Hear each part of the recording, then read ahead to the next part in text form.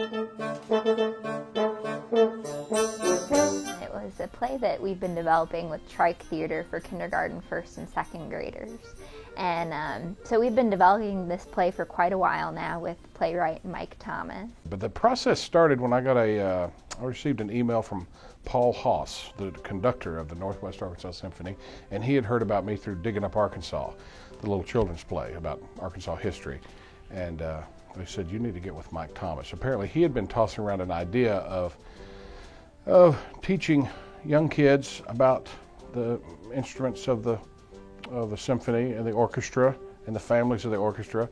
Mike had already worked with Trike Theater with Digging Up Arkansas, and so knew to call me because he wanted that theater presence as well, as opposed to just having him be a playwright in the project. So we started the conversations, and then Kristen came on board, and that grew into more conversations. Trike Theater and I worked together to talk about our initial vision for the project. And then we also started to slowly incorporate the actors in on the process, and also some of our Sona musicians, to figure out how would we create this story, how would we make it really interactive for the kids, and how could we really teach them something? How could we teach them how to build a piece of music in a story format? The bass line. Try it with me. The bass line. The bass line. The role of the orchestra within the show, trying to experiment with what could they play, what parts could they really play. Well, I'm a detective, ma'am. Calm down, ma'am. I just want to ask you a few questions about a missing melody. No, ma'am. No one's accusing you of anything. If we needed more than 2 actors, could we just do it with 2 actors? Aha! Sarah C. Sejura. Ensemble.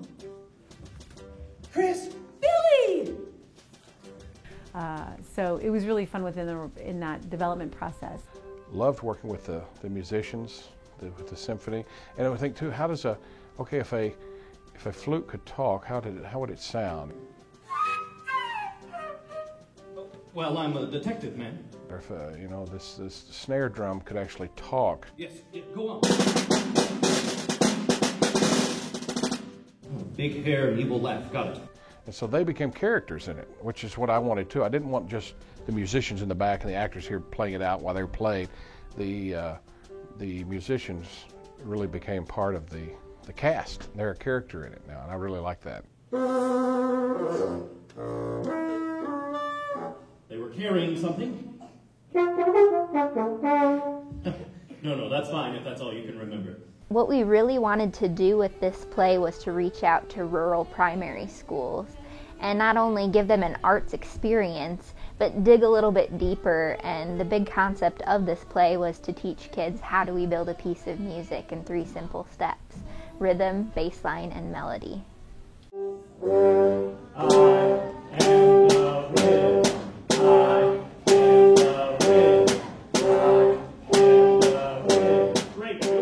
Before the kids saw the actual performance, all of the students involved took what we call a pre-workshop with myself and also a Trike teaching artist. So we kind of set up some of the concepts they were going to be introduced in the play, which also made it, when they saw the play, much more interactive because they were able to draw upon what they learned in the pre-show. And then they saw the actual performance of The Case of the Missing Melody.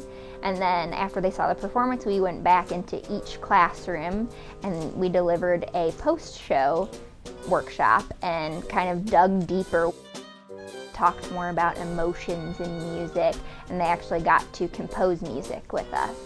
Well, they just really connect to music, and they really, I think, learned a lot from it about how music is put together, and there were a lot of funny parts of it, and kids always enjoy laughing. And the students that we were working with don't get to see a lot of live performances because they are out in the outer schools that don't have as much resources. So the fact that we were working with the music teachers, who again don't get a lot of outside help or resources, working on very specific concepts, allowed the students to be able to learn in a new way, in that kinesthetic, social way, and then to have them see the performance and then to be able to talk about it and discuss it and to explore it even deeper afterwards. It gave a really nice arc to their learning. Every school that we went to asked, "Are you guys going to come back next year? We want you next year. This was such a great program." Our teachers loved it, our kids loved it. They're still talking about it, which was great. I mean, that's obviously every educator's dream, that they keep talking about your lesson and what you've taught over and over again.